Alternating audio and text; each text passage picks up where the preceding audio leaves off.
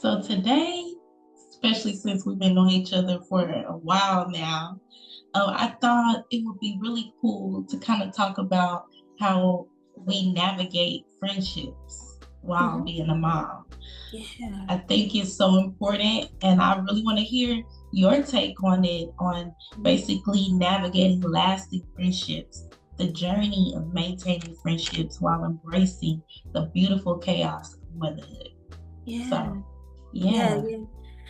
Well, thankfully, I have my goodness, a extremely solid village that surrounds myself in Egypt.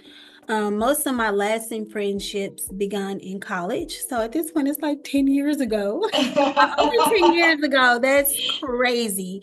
Yeah. Um, but yes, navigating those lasting friendships. I think I mentioned earlier about being intentional and how I parent Egypt, but I believe in intentionality altogether. For me, I am parenting Egypt single, so I'm a single mother. I'm his custodial parent. So it's difficult when you don't have a large local support system.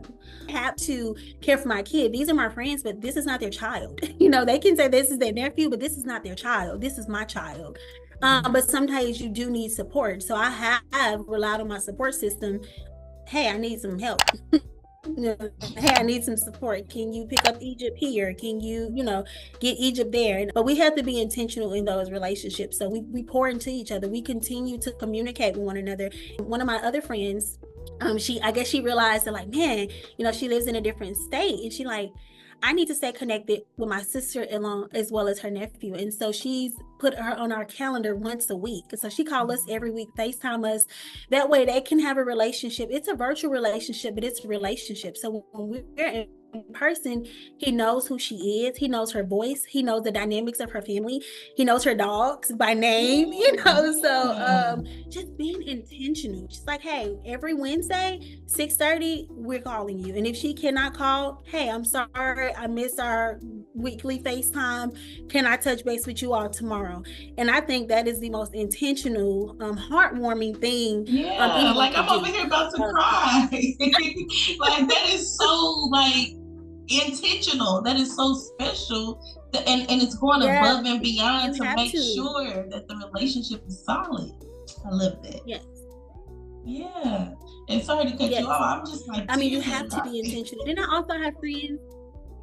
Oh, so then I have friends that don't have children, but it can get chaotic around here.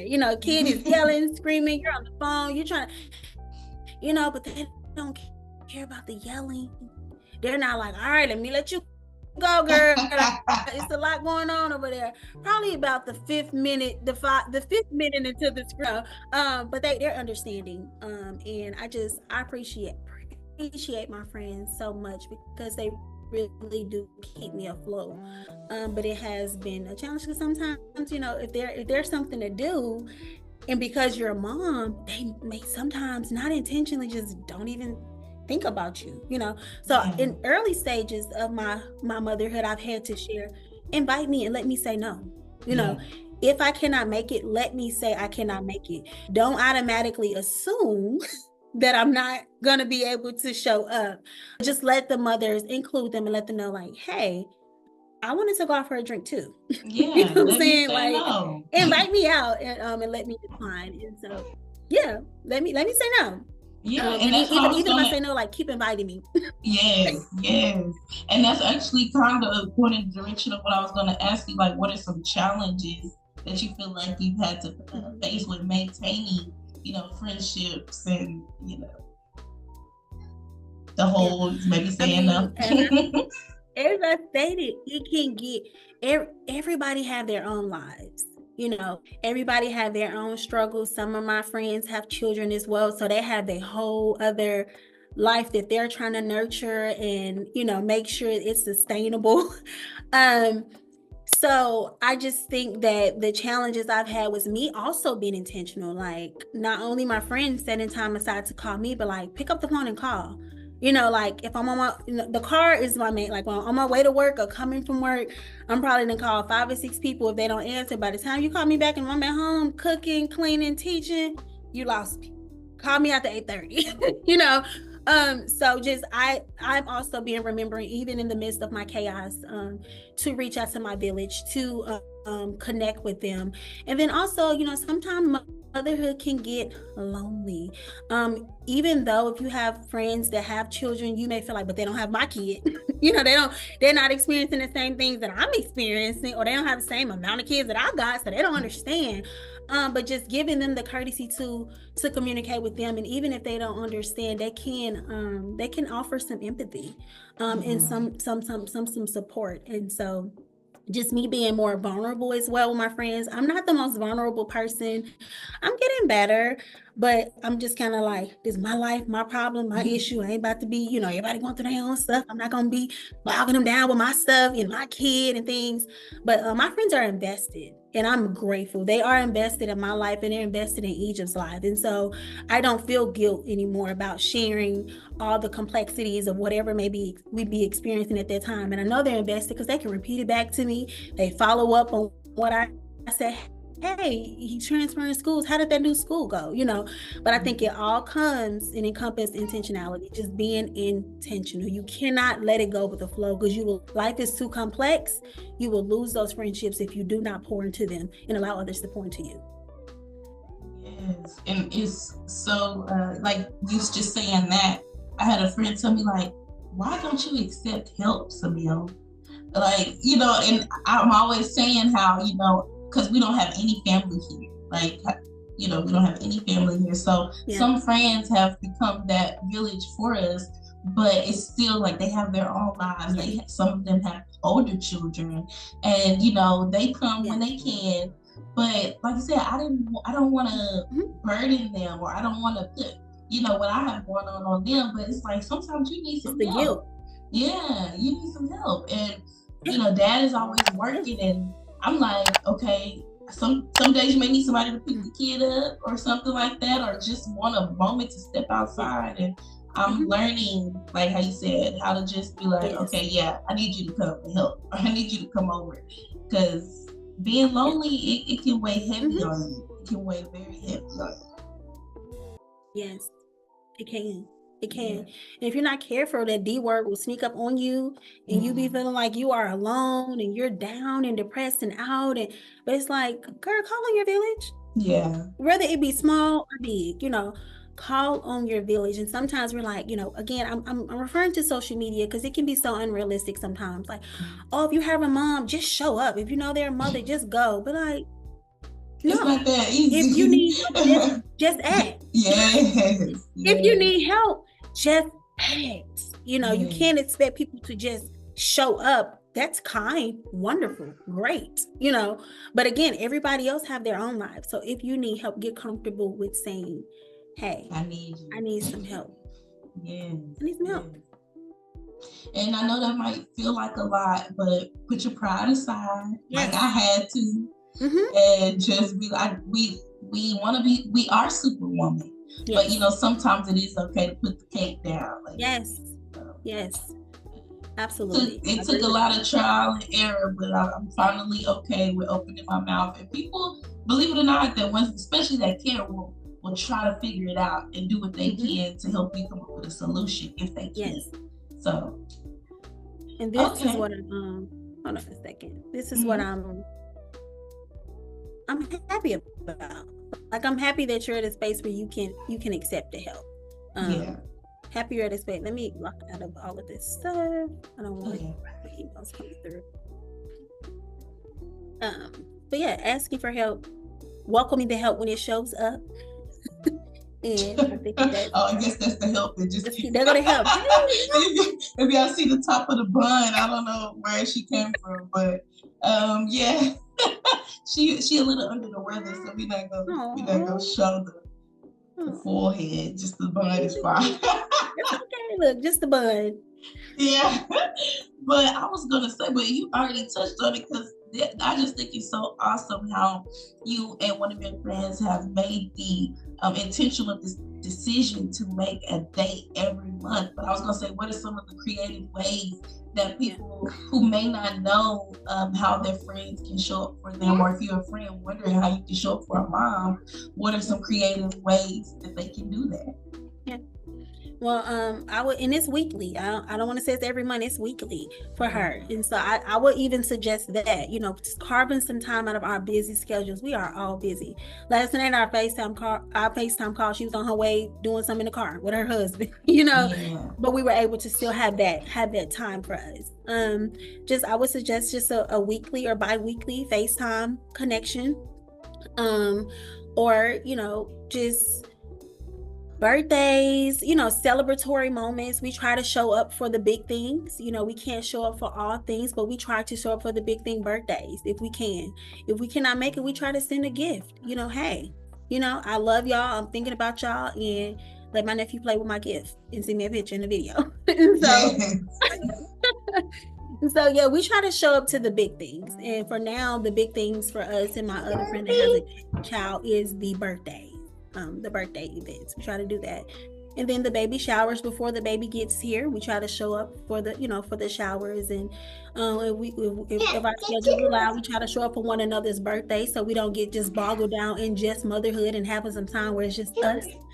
Just text our group. I'm like, we need to have a time when we don't have our kids. Like, we were all together in July, but that was about the baby, you know. So like, we need to schedule some time where we can just have our sister circle and sisterhood connection.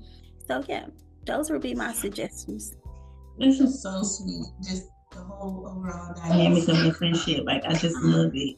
I love it. And I was gonna say, like, what role do you believe that friendship plays in the overall well-being of moms? What role do they play? I think they play just a supportive role. I think that it's important to, I am a person categorize people, and I think it's the most healthy way, but I know who I need to pull on for this, who I can pull on for that, who I need to go to for this, because all of my friends offer something different. That's why they all are here. And so I think they just play a supportive role, but also just relinquishing expectations, because they're not obligated to do these things, you know. So you don't have to, my friends should have done this, they should have done, you know, whatever. So I think relinquishing expectations and, you know, allowing them to show up in ways that they can show up.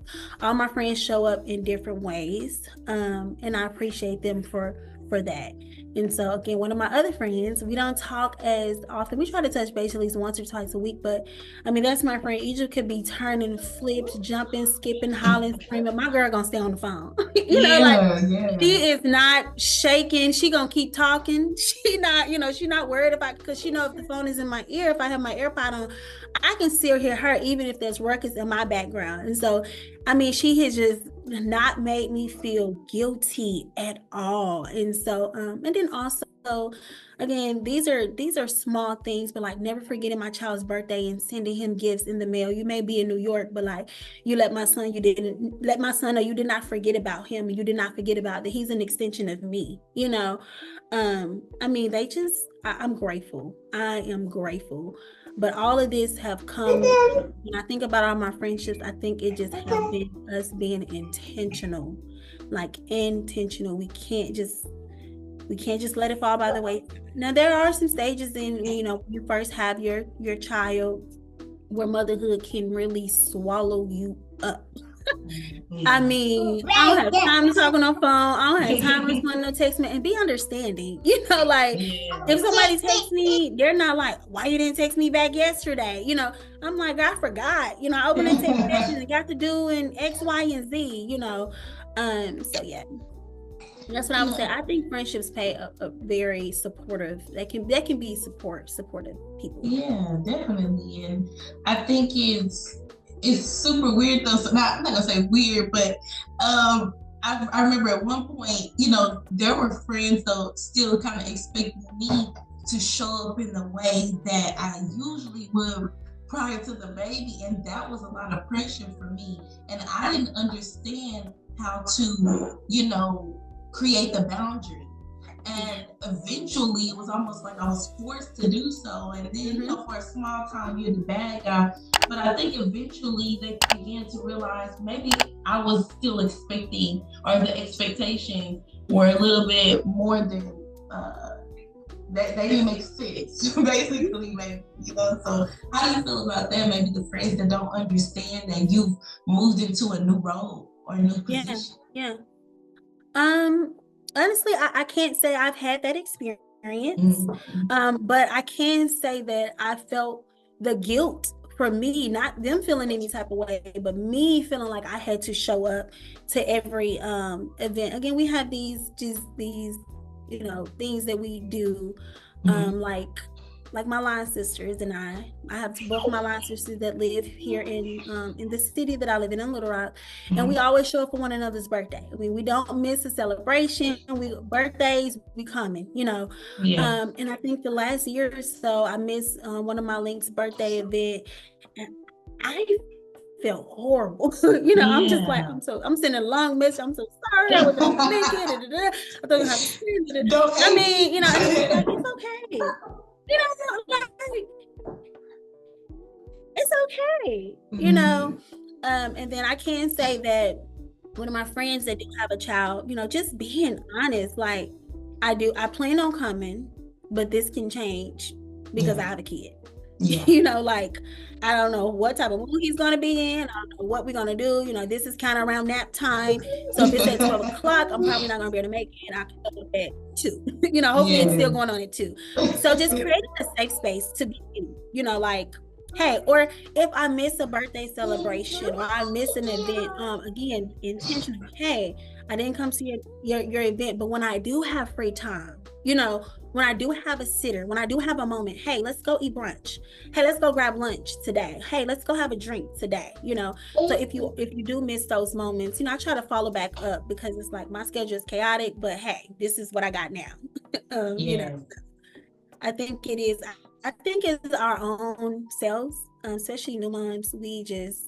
We hold ourselves to these unrealistic expectations, and in our minds, we think people are holding us to these expectations. And they're not. They're not. Because look, I'll give you an example. Like I was supposed to have a friends list. I'm like, okay, since I got a newborn, you know, I want to have a little fun, do a little cheers, get festive, you know. And I like to host. So I'm like, okay, I'm gonna hurry up and do the invitation. I'm gonna do this thing. And I sent the invitation out and I got the date for everybody. Everybody's excited. And then I started thinking, I was like, I don't wanna do this. I don't wanna do this. And I know that's probably like, I don't know how people are gonna, it still was like 2 weeks ago. I was like, I don't wanna do this. And so I said I wasn't gonna do it. Then I came back and was like, you know what, I'm gonna do it. So I started planning for it again. And then finally I said, I'm not gonna do it. Samir, this is too much, and it's gonna be too much pressure. I'm trying to breastfeed this one and put this one to bed, then check on that one, you know. And then aside, not even just putting that on them, it's just like mentally hosting is a lot.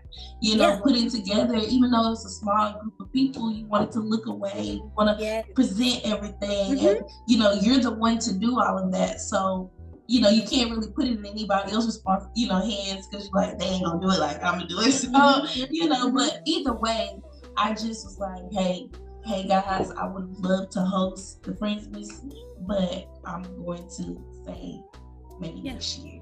Maybe next year. And I'm sure they're like, okay, no problem. Yeah, I was so nervous. I'm like, oh my God, they were like, I bought my cups and my outfit, like, you know, but nobody did that. Like I was too in my head. Like, girl, they know what's going on. So, Everybody, giving yourself grace and your friends, you know, extending grace to you. My line sister, she invited me to some girl. When I tell you it be so far from my mind, I had to, you need to send me like the initial invitation.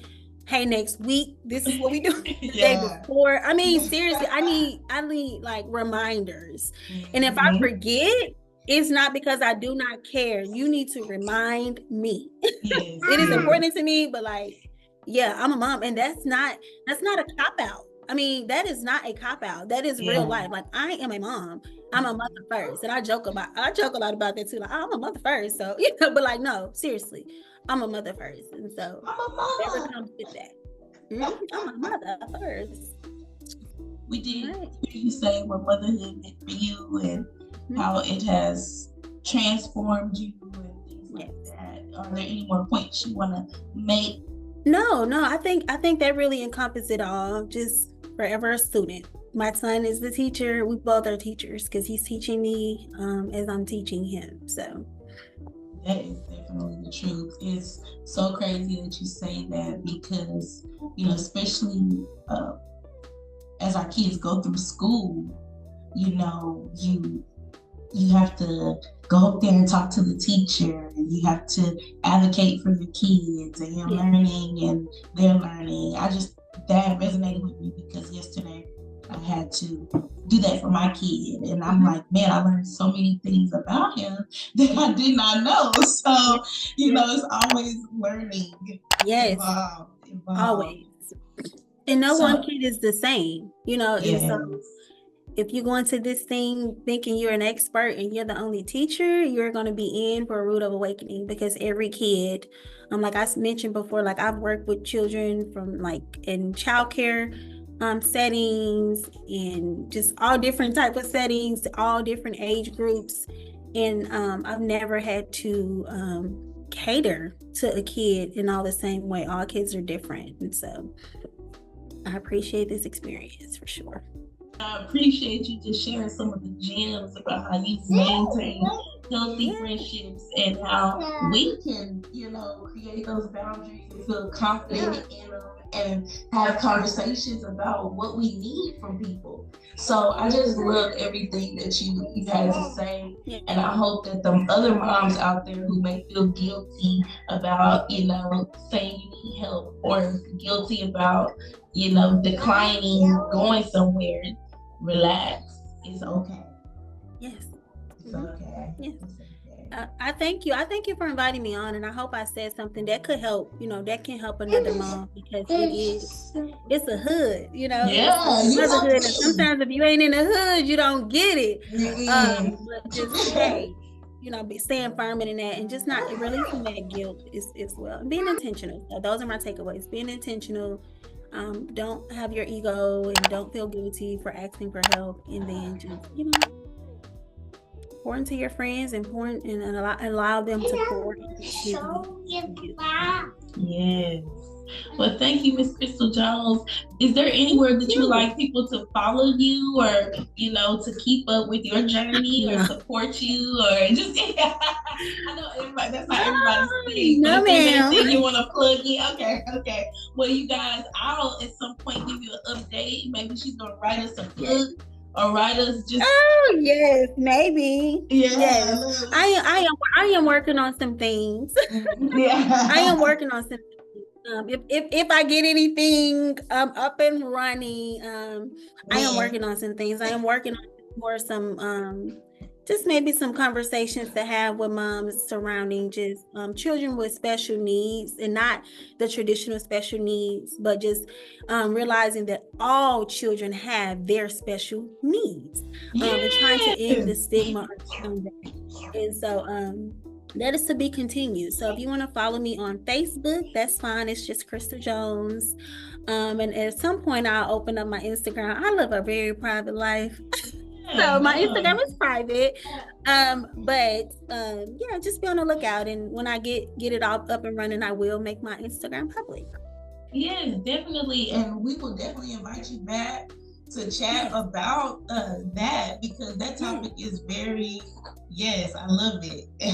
I love it. So we'll bring your Miss Crystal Jones back, and you can ask questions. And also, when you're on this channel, feel free to leave comments and questions leave questions in the comments, and we'll make sure that if it is directed towards Crystal, she can answer those for you. And if there's any information that you would like, we can get you those resources. So I thank you all for joining us, and I thank you again, Crystal, and for giving us a moment. And this is a closeout. We thank you all. Have a great day. Thank you. I Appreciate you, and I am so proud of you. Okay.